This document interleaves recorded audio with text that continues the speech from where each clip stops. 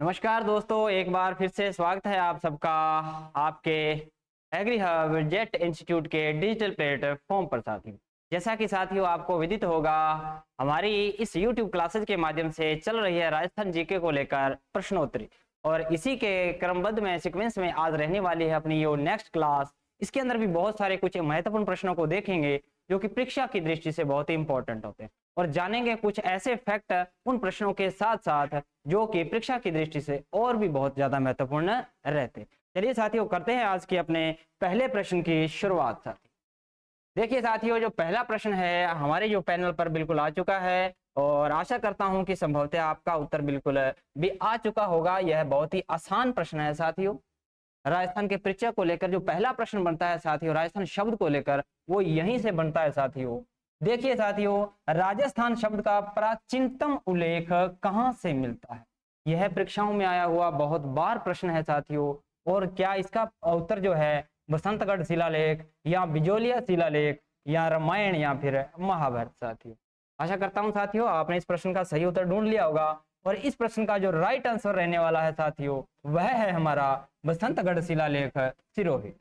Sorry, Basantgarh शिलालेख जो है साथियों, यहीं से मिला था राजस्थान शब्द का सर्वप्रथम उल्लेख। ऑप्शन के अकॉर्डिंग तो साथियों हमें जाना पड़ेगा बसंतगढ़ शिलालेख पर। यदि यहीं से प्रश्न पूछ लिया जाए साथियों, कि सर्वप्रथम पूछ लिया जाए और ऑप्शन में कुछ इसके अलावा और भी हो, जैसे कि देखिए साथियों, हम बात कर रहे थे राजस्थान, किसकी साथियों? राजस्थान शब्द की, यानी कि राजस्थान जो शब्द है इसका जो सर्वप्रथम उल्लेख की बात कर रहे हैं साथियों। क्या बात कर रहे हैं? सर्वप्रथम उल्लेख की बात कर रहे हैं। और जब हम सर्वप्रथम उल्लेख को देखते हैं साथियों, तो ना कि एक शिलालेख का नाम आता है, यहाँ पर दो शिलालेख का नाम आता है। और पहले शिलालेख का जो नाम आता है साथियों, वह है गोसुंडा शिलालेख। साथियों कौन सा साथियों? गोसुंडा शिलालेख। बता दें साथियों, गोसुंडा जो शिलालेख है यह चित्तौड़गढ़ का है। किसका साथियों? चित्तौड़गढ़ का है। चित्तौड़गढ़ डिस्ट्रिक्ट का है साथियों। और यहीं से मिला है हमारे राजस्थान का राजस्थानी। किसके रूप में मिला साथियों? किसके रूप में मिला? यानी राजस्थान शब्द पर्टिकुलर राजस्थान के नाम से नहीं मिला, यहाँ पर किसके रूप में मिला? यहां पर मिला साथियों, यह राजस्थानीय मिला। राजस्थानी इस नाम से इस शब्द का अप्रत्यक्ष रूप से क्या मिला साथियों? प्रमाण मिला गोसुंडा शिलालेख से। बता दें साथियों, गोसुंडा शिलालेख यदि बात करें कब का है, तो यह है 532 ईस्वी में।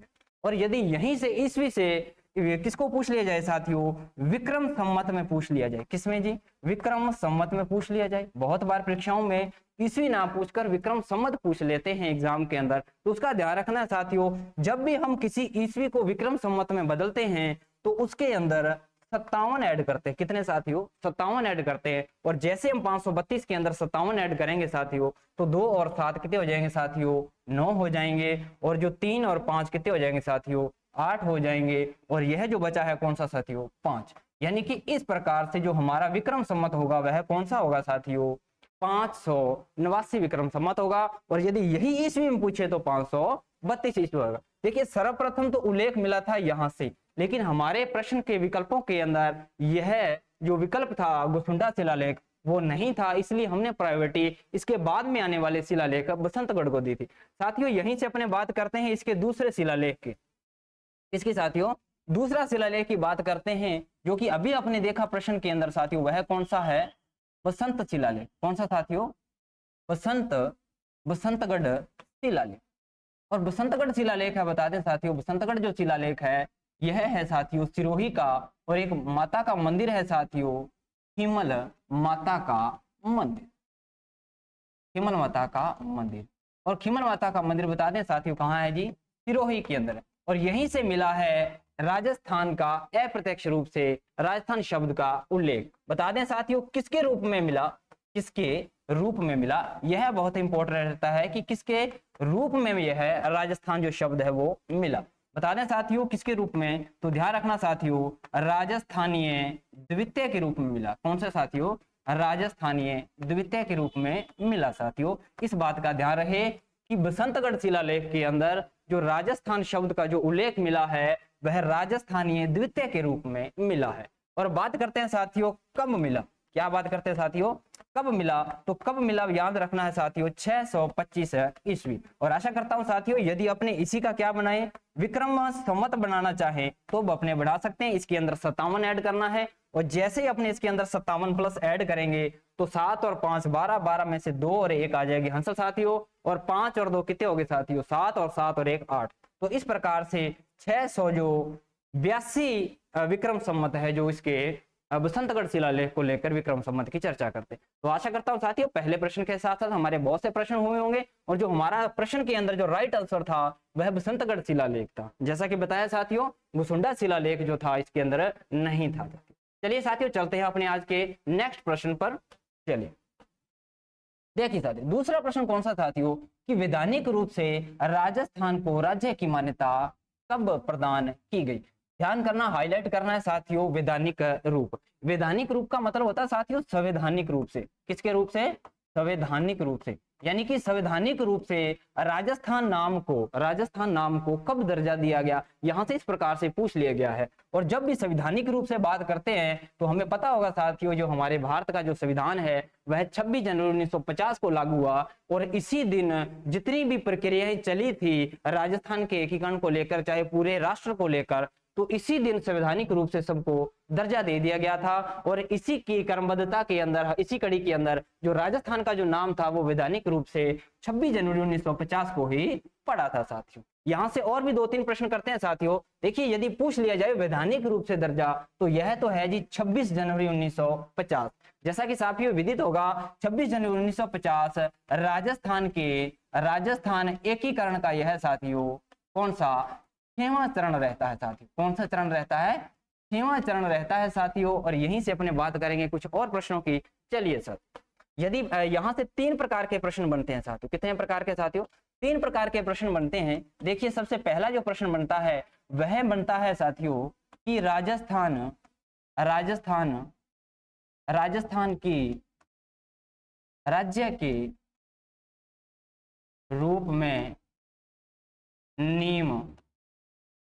में नीम कब पड़े। एक प्रश्न तो रहता है साथियों और बहुत बार परीक्षाओं के अंदर पूछा गया प्रश्न है साथियों। अब यदि इसकी बात कर ली जाए तो याद रखना है साथियों 30 मार्च 1949। और यदि याद आ रहा हो राजस्थान के एकीकरण को लेकर तो बता दें साथियों एकीकरण का यह 4था चरण है। तो एग्जामिनर साथियों ना कि केवल तारीख पूछ सकता है, यह पूछ सकता है कि कौन से एकीकरण के अंदर राज्य के रूप में नींव पड़ी राजस्थान। तो पहला प्रश्न तो होता है हमारा साथियों यहीं से। और इसी चरण के अंदर राज्य की सीमा निर्धारित कर दी गई। क्या कर दी गई, राज्य की सीमा भी निर्धारित कर दी गई साथियों। और राज्य की क्या कर देगी साथियों, एक तो की सीमा निर्धारित और दूसरा जो पॉइंट किया साथियों वह था राजधानी बना देगी राज्य की।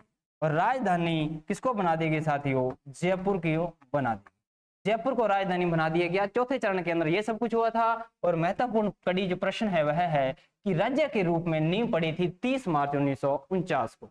अब यहीं से अगला प्रश्न रहता है साथियों, उसकी भी चर्चा करते हैं अपने किस प्रकार से रहता है।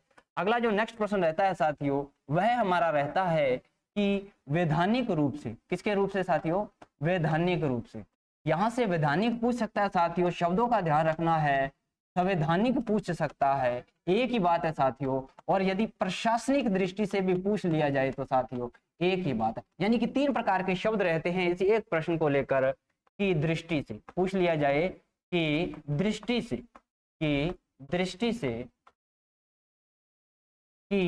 से राजस्थान वैधानिक की दृष्टि से राजस्थान नाम को दर्जा, तो इसके लिए तारीख याद रखनी है साथियों जैसा कि अभी अपने बात की कौन सी 26 जनवरी 1950। और बता दें साथियों पहले बता चुके हैं कि यह 26 जनवरी 1950 राजस्थान एकीकरण को लेकर कौन सा चरण शुरू हुआ था साथियों, तो 6वां चरण शुरू हुआ था। अब यहीं से जो तीसरा प्रश्न बनता है साथियों इसी को लेकर वह भी बहुत इंपॉर्टेंट रहता है, उसकी भी चर्चा कर लेते हैं साथियों। वह कौन सा बनता है कि राजस्थान अपने वर्तमान स्वरूप में कब है? ये 3 प्रकार के प्रश्न रहते हैं साथियों, बहुत बार परीक्षाओं में पूछे गए हैं।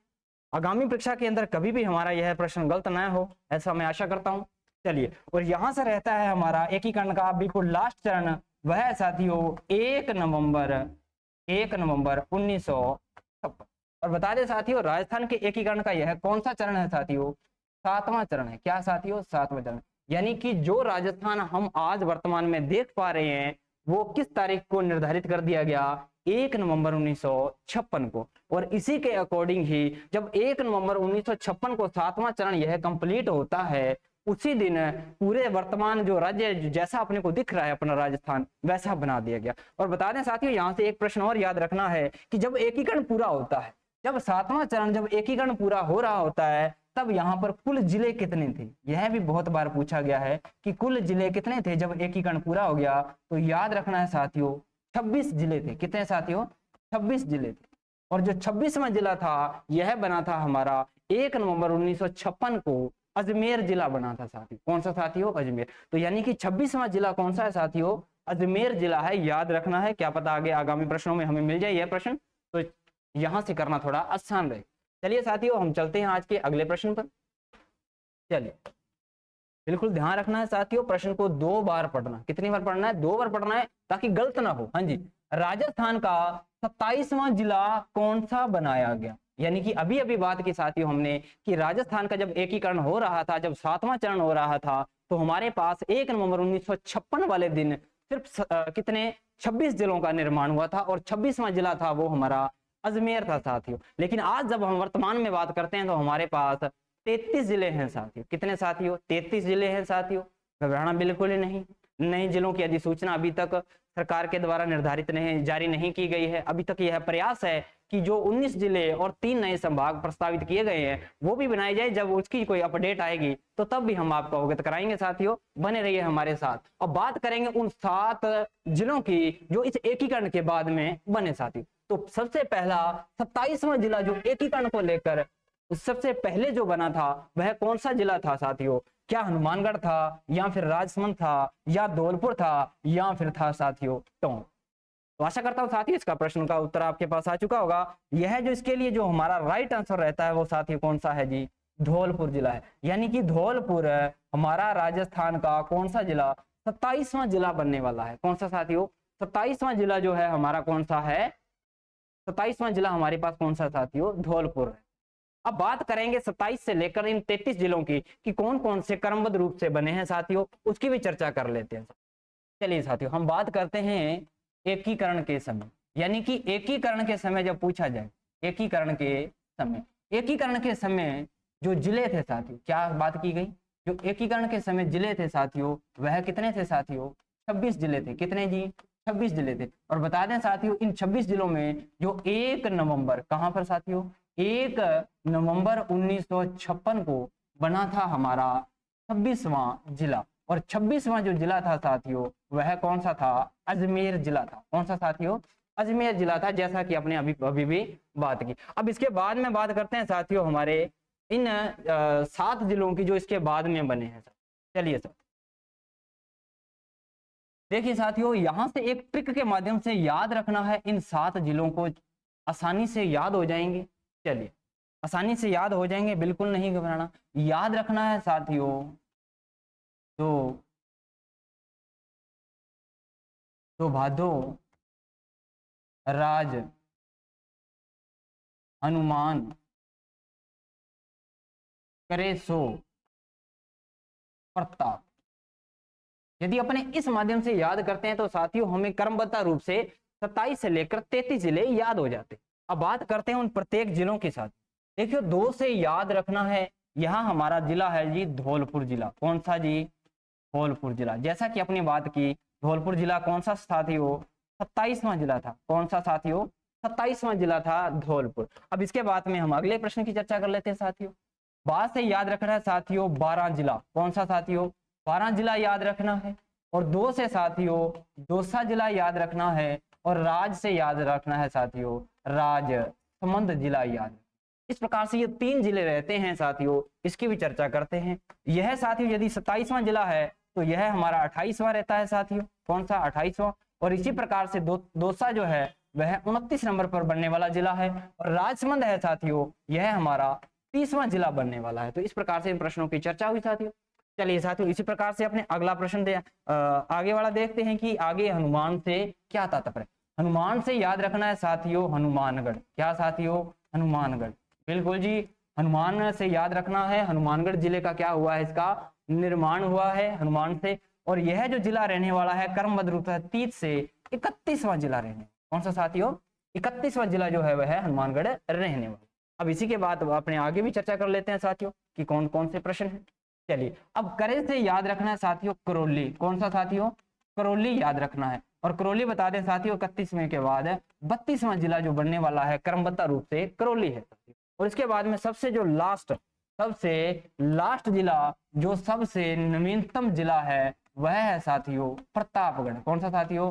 प्रतापगढ़ है, जो कि हमारा वर्तमान के अंदर बिल्कुल नवीनतम जिला है, 33वां जिला। यानी कि पूछ लिया जाए राजस्थान का नवीनतम जिला, यानी कि अभी तक यदि बात करें, आज तक बात करें, तो आज तक का जो नवीनतम जिला है वह है जी प्रतापगढ़, जो कि संख्या रूप में पूछा जाए तो 33वां जिला है साथियों। आशा करता हूं साथियों यहाँ से बहुत सारे प्रश्न कवर होंगे। अब बात करेंगे हम इन्हीं प्रश्नों के माध्यम से हम किसकी बात करेंगे साथियों? इसके तारीख की बात करेंगे कि 27वां जिला जो धौलपुर बना वह कब बना, 12 किस प्रकार से बना, और लास्ट में जो अंतिम प्रतापगढ़ बना यह कब बना। इसकी तारीखों की भी चर्चा करते हैं साथियों। फिर बाद में आप इसका स्क्रीनशॉट हो जाएगा तो हमारे पास डाटा पड़ा रहेगा। धौलपुर की बात करते हैं साथियों, तो इसके लिए याद रखना है साथियों 15 अप्रैल 1982। 15 अप्रैल 1982 को 27वां जिला धौलपुर के रूप में हमारा बना साथियों। इसी प्रकार से यदि बात करें 28वां और 29वां और 30वां, यानी 12, दौसा और राजसमंद, इन तीनों की जब चर्चा करते हैं तो यह 1 तारीख के दिन ही निर्माण हुआ साथियों। वह है हमारा 10 अप्रैल 1991। 10 अप्रैल 1991 साथियों। तो इस प्रकार से इन तीनों का एक साथ ही याद रह जाएगा साथियों, ऐसा कुछ है नहीं भी याद ना रहे। अब बात करते हैं साथियों 31वां जिला हनुमानगढ़ की कि यह कब बना, तो इसकी भी चर्चा कर लेते हैं। इसकी जो बना साथियों, यह बना हमारे पास 12 जुलाई का साथियों, 12 जुलाई 1994 के अंदर, 12 जुलाई 1994 को लेकर बात की जाती है। अब बात करते हैं हमारे पास करौली जिले की कि करौली जिला जो है वो किस प्रकार से साथियों, यह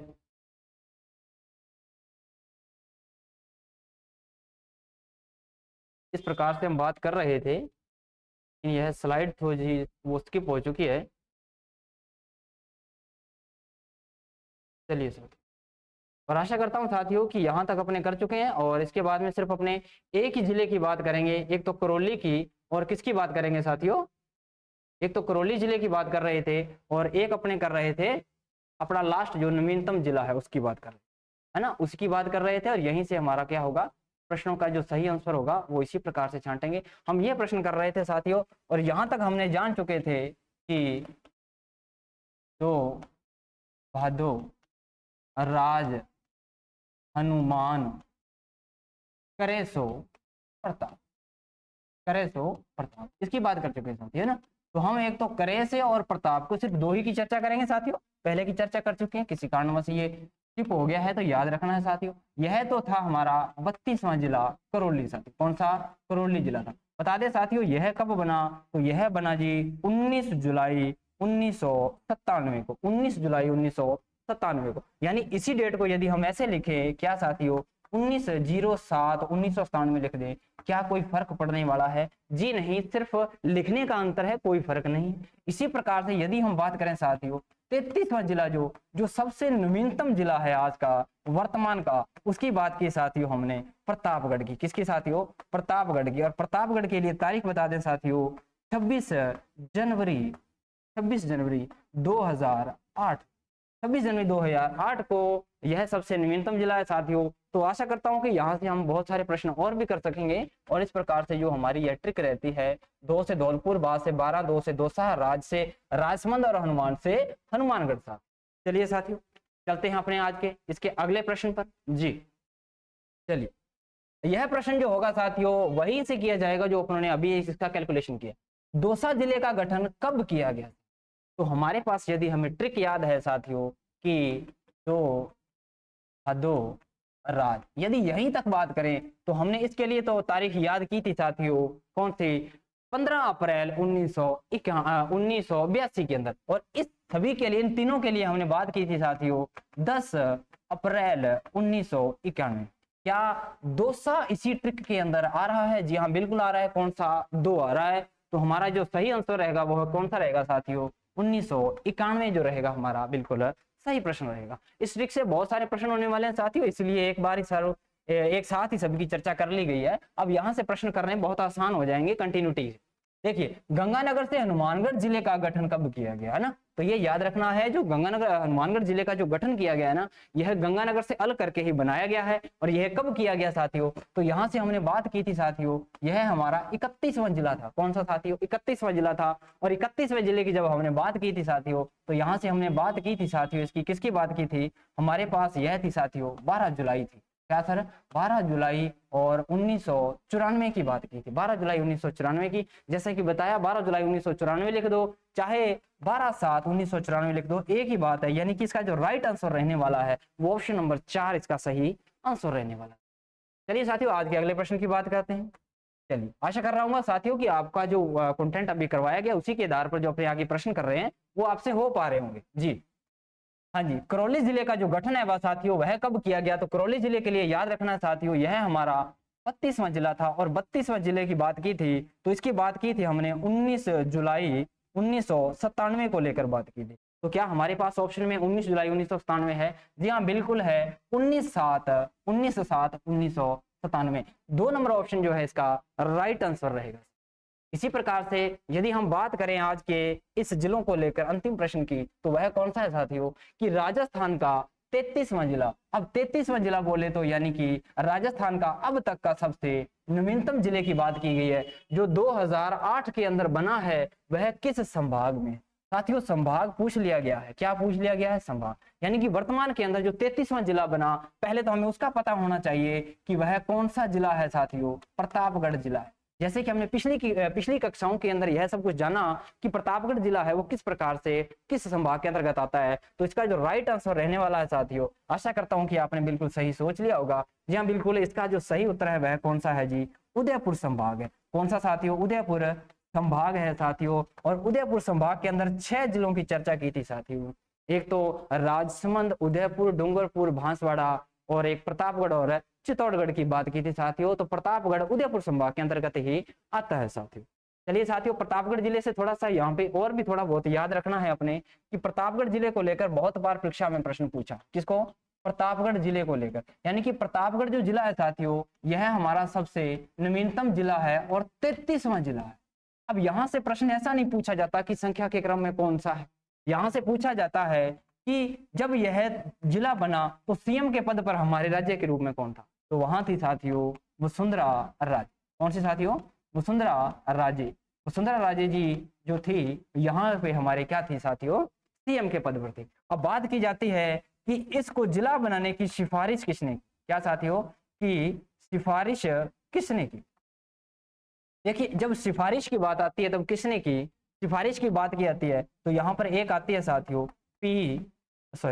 कौन सी? परमेश चंद्र कमेटी की बात करते हैं सर। इसकी परमेश चंद्र कमेटी की बात करते हैं ना, तो याद रखना है परमेश चंद्र कमेटी। बहुत बार पूछा गया सर, समिति, कमेटी इंग्लिश में और समिति इस प्रकार से। यानी कि इसी समिति के आधार पर ही 33वां जिला जो है वो बना दिया गया। और बता दें साथियों, यह जब 33वां जिला बना तो इसके अंदर 3 जिलों से तहसीलें ली गई।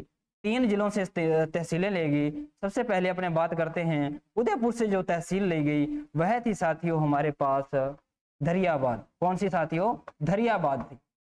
धरियाबाद तहसील थी उदयपुर से ली गई। और इसी प्रकार से इसी के क्रम में हमारे पास बांसवाड़ा से एक स्थान लिया गया था। बांसवाड़ा से भी एक तहसील ली गई इसके अंदर। वो कौन सी साथियों? वह थी पीपलखूंट। कौन सी साथियों? पीपलखूंट थी। अब इसी प्रकार से जो हमारे पास जो चित्तौड़गढ़ जिला है, कौन सा साथियों? चित्तौड़गढ़ जिला है। इससे हमारे पास यहाँ से 3 ली गई, 3 तहसीलें ली गई। 3 तहसीलों की बात करते हैं साथियों। सबसे पहले हम बात करते हैं प्रतापगढ़ तहसील की। यानी कि प्रतापगढ़ तहसील को किससे मिलाया गया है? चित्तौड़गढ़ से ही मिलाया गया है। और दूसरे की बात करते हैं साथियों, छोटी सादड़ी। कौन सी साथियों? छोटी सादड़ी की बात करते हैं। और नंबर 3 पर साथियों बात करते हैं अरनोद की। किसकी बात कर रहे हैं साथियों? अरनोद की, है ना। तो आशा कर रहा हूं साथियों कि आपको यह नजर आ रहा होगा। और इस प्रकार से अपने बात करते हैं 33वें जिले की। जी हाँ साथियों, हमारा जो अगला प्रश्न है वह रहने वाला है, जो हमारा आज का 8वां प्रश्न रहने वाला है, इसकी भी चर्चा कर लेते हैं।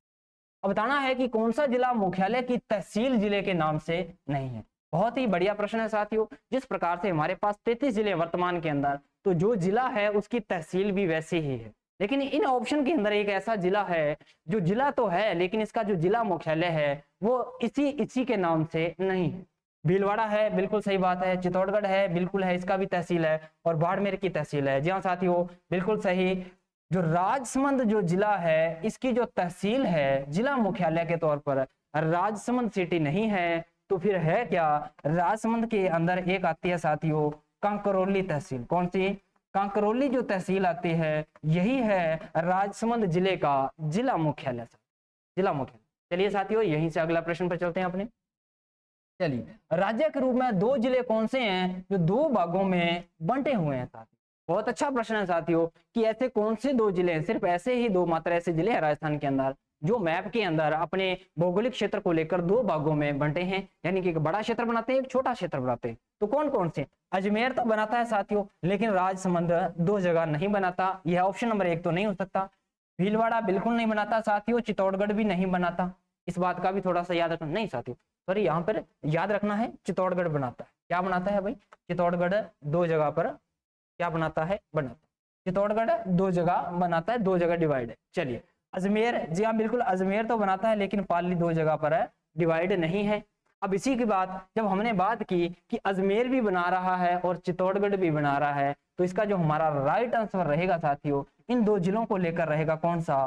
चित्तौड़गढ़ और अजमेर जिलों की बात करते हैं। यानी कि राजस्थान के अंदर ऐसे कौन से जिले हैं 2 भागों में विभाजित हैं? तो चित्तौड़गढ़ और अजमेर। जब पूछ लिया जाए कि 2 संभाग कौन से हैं, क्या साथियों? 2 संभाग हैं जो 2 जगहों पर विभाजित है। क्या भाई? 2 जगहों पर विभाजित है। तो यहां से हमारा उत्तर जो है ना थोड़ा चेंज हो जाएगा, किसको लेकर? विभागों को लेकर, संभागों को लेकर। तो जैसा कि हम बात बता दें कि चित्तौड़गढ़ जो दुर्ग है वह तो किस संभाग के अंतर्गत आता है? उदयपुर के, सॉरी, चित्तौड़गढ़ जो जिला है वह तो उदयपुर संभाग के अंतर्गत आता है। और जो दूसरा है साथियों अजमेर, यह किसके अंतर्गत आता है साथियों? तो यह अजमेर संभाग के अंतर्गत। यदि संभाग पूछे तो उदयपुर और अजमेर, और यदि जिलों की बात करें तो चित्तौड़गढ़ और अजमेर। यहां से प्रश्न साथियों गलत होने की गुंजाइश रहती है जिलों को और संभागों को लेकर, तो अच्छे से अंतर करते हुए चलना है कि किस प्रकार से यह अंतर रहता है। आज का साथियों 10वां प्रश्न जो हमारा है कि राजस्थान का जो निर्माण किस तिथि को हुआ। तो यहाँ से साथियों हमने स्टार्टिंग में ही क्लास के प्रश्न की चर्चा कर ली थी कि राजस्थान का जो निर्माण है वो कब पूरा हो गया था। एकीकरण को लेकर 7 चरण हुए थे और 7वां जो चरण है वो कहीं ना कहीं इन 4 डेट्स के अंदर ही है साथियों। देखिए साथियों, हमारे पास जो रहता है यहाँ से थोड़ा सा याद रखना है, इसका जो राइट आंसर रहेगा वह रहेगा 1 नवंबर 1956, क्योंकि इसी दिन हुआ था राजस्थान एकीकरण का। क्या साथियों? राजस्थान का एकीकरण का 7वां चरण था साहब। क्या था? 7वां चरण था। और इसीलिए एकीकरण का जो निर्माण हुआ राजस्थान का पूरा वो 1 नवंबर 1956 को हुआ साहब। चलिए साथियों, आज का जो लास्ट एंड फाइनल प्रश्न है वो है हमारा, इस प्रश्न को लेकर थोड़ा सा इतिहास की दृष्टि से है एकीकरण को लेकर। देखिए, राजस्थान के एकीकरण के समय राज्य में कितनी रियासतें और कितने ठिकाने थे। यानी कि पहले इस प्रकार से हमारा जो राजस्थान है वो जिलों के अंदर या तहसीलों के अंदर या संभागों के अंदर प्राचीन काल में ऐसा विभाजित नहीं हुआ करता था। एक बड़े बड़े क्षेत्रों को कवर कर लिया जाता था, वहां पर राजाओं महाराजाओं के द्वारा वहीं पर शासन किया जाता था, तो वह आसपास के क्षेत्र को कवर करके रियासत नाम दे दिया जाता। तो यहाँ पर यानी कि प्राचीन काल में कितनी रियासतों के अंदर यह हमारा राजस्थान बटा था उसकी बात कर रहा था। तो क्या 19 रियासतें बट रही थी? जी हाँ बिल्कुल सही बात है, 19 रियासतें बट रही थी। क्या 5 ठिकाने थे? जी नहीं, सॉरी 4 ठिकाने नहीं थे, सिर्फ 3 ठिकाने थे। क्या एक केंद्र शासित प्रदेश था? जी हाँ बिल्कुल एक केंद्र शासित।